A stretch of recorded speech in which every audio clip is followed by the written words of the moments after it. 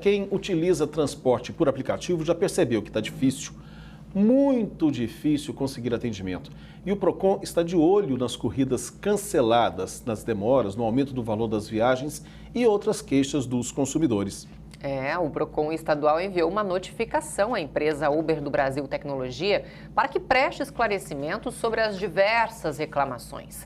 A empresa tem um prazo de 10 dias para se manifestar a partir do recebimento da notificação.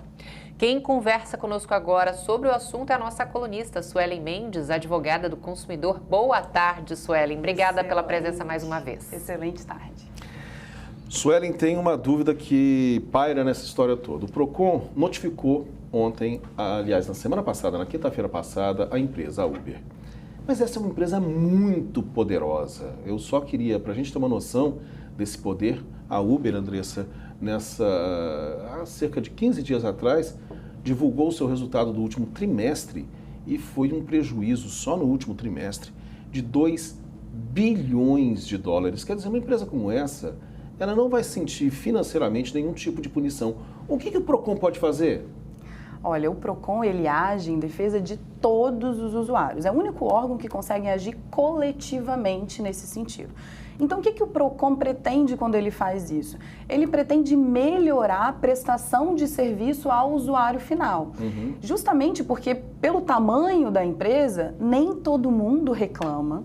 E nem todo mundo informa o que de fato está acontecendo. Tem gente que tem problema com cancelamento, tem gente que tem problema com negativa de corrida porque está vindo da praia, porque está vindo com cachorro, porque está levando compra. Então, tudo isso precisa ser noticiado. Então, quando o Procon ele age informando, olha, a gente quer esclarecimento sobre os cancelamentos, ele está direcionando a demanda do consumidor para que a empresa tome providências para que preste um serviço de qualidade. Porque hoje o serviço, infelizmente, está muito aquém. Muito ruim, sem dúvida alguma. É isso que eu ia perguntar. O Cacá só usa aplicativos, certo, né? Ele não dirige, gente. Não tem nem carro. Não tem nem carro. Então, como é que é? Conta pra gente a sua experiência. Olha, é terrível, porque é o seguinte, o que acontece cada vez com maior frequência é o fato de nós termos muito cancelamento, quer dizer, os cancelamentos vêm em sequência, os motoristas eles vão cancelando, um após o outro vão cancelando, há um aumento das passagens, aliás, desculpe, das viagens. Agora, a gente tem também que entender, como consumidor, eu entendo a situação difícil que está sendo vivida pelos motoristas, por conta principalmente do valor dos combustíveis, né? Perfeito, Cacá. Sobre esse assunto, eu tenho uma frase que resume, é um cobertor curto. Por quê? O motorista ele precisa lucrar, não pode inviabilizar a contratação pelo passageiro e usuário final e tem que considerar a alta do combustível. Então, assim, onde você tampa vai aparecer o pé descoberto. Então, o que a gente precisa entender nesse sentido em relação ao usuário final, ao passageiro que contrata? Primeira coisa, não coloque o seu dinheiro onde não há boa prestação de serviço. Teste outras empresas, faça transporte por outras empresas. A gente tem inúmeras outras empresas de transporte remunerado que podem prestar um serviço excelente e que combinem, por exemplo, com o motorista, viagens mais vantajosas, uma prestação de serviço mais vantajosa. Primeira coisa. Segunda coisa que você falou em relação a reiterados cancelamentos. Não pode ser cobrado multa ou imposta qualquer penalidade ao usuário pelo cancelamento pelo motorista.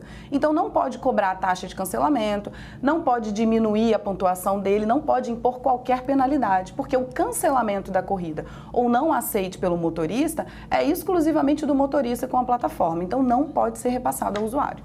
Olha só, tem a participação aqui do Valdinei, de Murado de Laranjeiras. Eu precisei de um Uber, levei 1 hora sem conseguir, depois de tantos cancelamentos, tá muito feio. A gente até mostrou, né, Cacá, uma noiva que teve que ir dirigindo o carro da vizinha para o próprio casamento, vestida de noiva, que não conseguia Uber também por causa dos cancelamentos.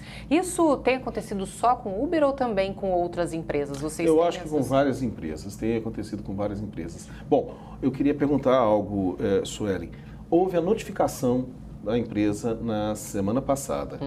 Qual é, digamos, a punição máxima? O que o Procon consegue fazer como punição em relação a essa empresa? É bom a gente lembrar também que o Procon, eu acho que tem assim uma certa limitação, até pela ausência de legislação, tanto municipal quanto federal, por conta desses aplicativos serem relativamente novos, né?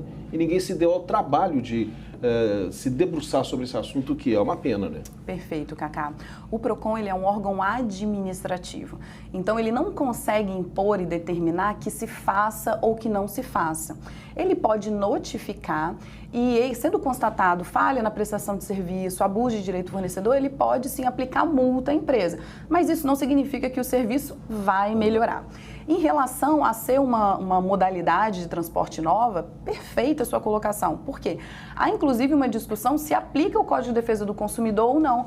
Porque há um entendimento que a Uber seria apenas intermediadora nessa prestação de serviço.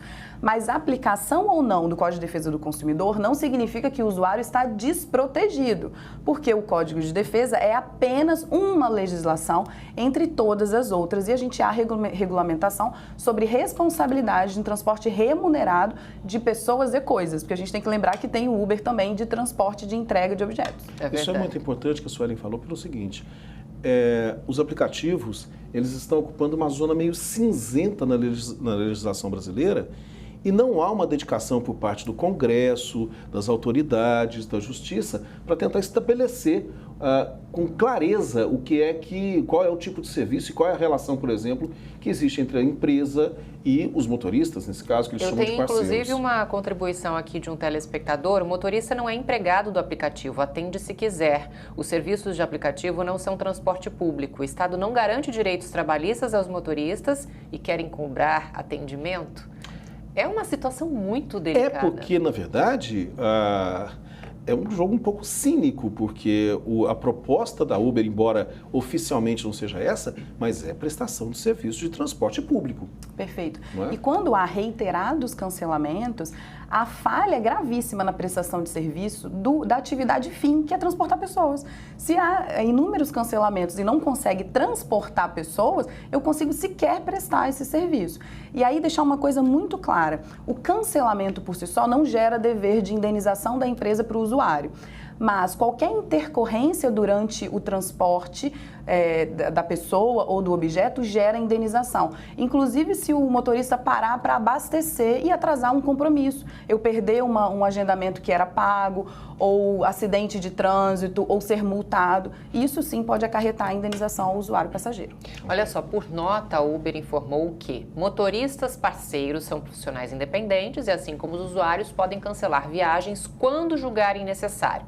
A Uber tem equipes e tecnologias próprias que revisam constantemente os cancelamentos para identificar suspeitas de violação ao código da comunidade e, caso sejam comprovadas, banir as contas envolvidas. Fecha aspas. Disse ainda que na Uber, o motorista é totalmente livre para decidir quais solicitações de viagem aceitar e quais recusar. E lembrando que reclamações no PROCON podem ser registradas pelo e-mail atendimento@procon.es.gov.br. Também pode ser pessoalmente na sede no centro de Vitória e ainda pelo WhatsApp, esse aí que aparece na sua tela. Tá joia, Sueli, muito obrigada pela participação. Imagina, eu que agradeço. Olha só, aí na empresa onde você trabalha vai ter festa de fim de ano? Será que existe um manual de comportamento para tal festa da firma? Eu te convido para conversar sobre isso logo depois do intervalo. Até já!